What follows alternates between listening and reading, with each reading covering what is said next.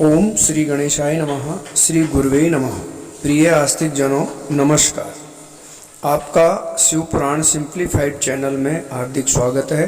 आज हम शिव पुराण के विद्येश्वर संहिता के 12वें अध्याय का विवेचन करेंगे। तो आइए जानते हैं। नदियों में काल विशेष में स्नान के महत्व का हम वर्णन करेंगे।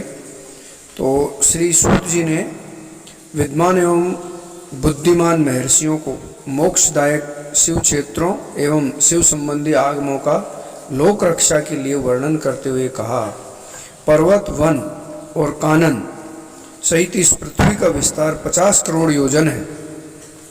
भगवान शिव की आज्ञा से पृथ्वी संपूर्ण जगत को धारण करके स्थित है।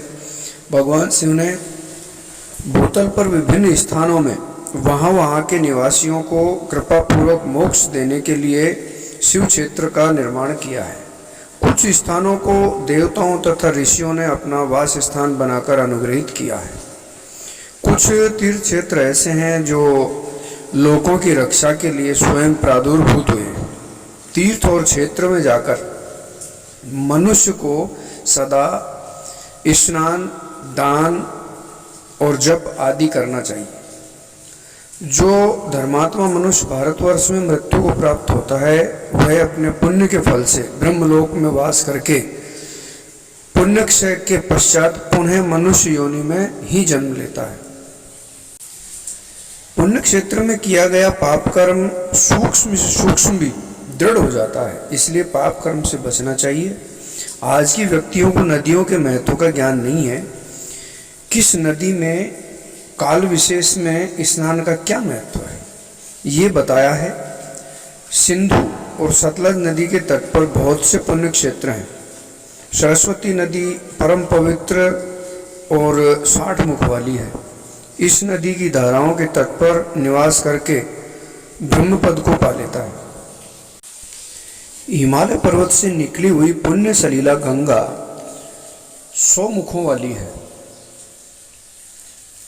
उसके तट पर काशी, प्रयाग आदि अनेक पुण्य क्षेत्र हैं। वहाँ मकर राशि के सूर्य में होने पर गंगा की तटभूमि पहले से भी अधिक प्रशस्त एवं पुण्यदायक हो जाती है। सोनभद्र नदी की 10 धाराएं हैं। वह बृहस्पति के मकर राशि में आने पर अत्यंत पवित्र तथा अभीष्ट फल देती है। वहाँ उस समय स्नान और उपवास करने से विनायक पद की प्राप्ति होती है। पुण्य सलीला महानदी नर्मदा के 24 मुख यानी 24 स्रोत हैं। उसमें स्नान तथा उसके तट पर निवास करने से मनुष्य को वैष्णव पद की प्राप्ति होती है। तमसा नदी के 12 तथा रेवा के 10 मुख हैं। परम पुण्यमयी गोदावरी के 21 मुख बताए गए हैं। वह ब्रह्म हत्या तथा गोवध के पाप का भी नाश करने वाली है एवं रुद्रलोक देने वाली है। कृष्णवेणी नदी का जल बड़ा पवित्र है। वह समस्त पापों का नाश करने वाली है। उसमें 18 मुख बताए गए हैं जो विष्णु लोक प्रदान करने वाली है। तुंगभद्रा के 10 मुख हैं। वह ब्रह्मलोक देने वाली है। सुवर्ण मुखरी के 9 मुख कहे गए हैं। ब्रह्मलोक से लौटे हुए जीव उसी के तट पर जन्म लेते हैं। सरस्वती नदी, पंपा सरोवर, कन्याकुमारी, अंतद्वीप तथा शुभकार के श्वेत नदी पुण्य क्षेत्रों में निवास करने से इंद्रलोक की प्राप्ति होती है। शह पर्वत से निकली हुई महानदी कावेरी परम पुण्यमयी है। उसके 27 मुख हैं। उसका तट संपूर्ण अभिष्ट वस्तुओं को देने वाला है, स्वर्गलोक की प्राप्ति कराने वाला तथा ब्रह्मा और विष्णु का पद देने वाले हैं। कावेरी के तट शैव क्षेत्र के अंतर्गत वे अभिष्ट फल देने के साथ ही शिवलोक प्रदान करने वाले हैं। नैमिषारण्य तथा बद्रिकाश्रम में सूर्य और बृहस्पति के मेष राशि में आने पर यदि स्नान, पूजन आदि ब्रह्मलोक की प्राप्ति कराने वाला है। सिंह और कर्क राशि में सूर्य संक्रांति पर होने से सिंधु नदी में किया हुआ स्नान तथा केदार तीर्थ के जल का पान एवं स्नान ज्ञानदायक माना गया है। जब बृहस्पति सिंह राशि में स्थित हो उस समय सिंह की संक्रांति से युक्त भाद्रपद मास में यदि गोदावरी के जल में स्नान किया जाए तो वह शिवलोक की प्राप्ति कराने वाला होता है, ऐसा जानना चाहिए। ऐसा पूर्व काल में स्वयं शिव ने कहा है। सूर्य और बृहस्पति कन्या राशि में स्थित हो तब यमुना और सोनभद्र में स्नान करने से धर्मराज तथा गणेश जी के लोक प्राप्त होते हैं। इसी तरह सभी नदियों में काल विशेष में किए गए स्नान जब सभी अभिष्ट फलों को प्रदान करने वाले होते हैं। माघ मास में तथा सूर्य की कुंभ राशि में स्थित होने पर फाल्गुन मास में गंगा जी के तट पर किया श्राद्ध, पिंडदान अथवा तिलोदक दान पिता तथा नाना दोनों कुलों के पितरों की अनेकों पीढ़ियों का उद्धार करने वाला माना गया है।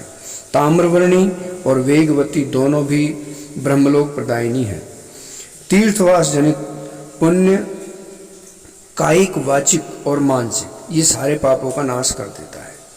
तीर्थ में किया हुआ मानसिक पाप वज्रलेप होकर कई कल्पों तक पीछा नहीं छोड़ता है, ऐसा पाप ध्यान से नष्ट होता है। वाचिक पाप जप से तथा कायिक पाप शरीर को सुखाने जैसे कठोर तप से नष्ट होता है। अतः सुख चाहने वाले पुरुष को देवताओं की पूजा करने और ब्राह्मणों को दान देते हुए पाप से बचकर ही तीर्थ में निवास करना चाहिए। देखिए, महाभारत काल में भीष्म पितामह को अपने 100 जन्म पहले के अनजाने में कायिक पाप की वजह से ही बाणों की सैया पर रहकर कष्ट सहना पड़ा था। तो हम सभी को किसी भी तरह के पाप कर्म से बचना चाहिए और नदियों, सरोवर आदि सभी पुण्य क्षेत्रों को साफ सुथरा रखकर स्नान, पूजा, जाप तप करके अपने जीवन में पुण्य फल प्राप्त करना चाहिए। तो देखते सुनते रहिए, लाइक व शेयर करें। भगवान रुद्रदेव का आशीष प्राप्त करने के लिए कमेंट बॉक्स में ओम नमः शिवाय जरूर लिखें। शिवोहम।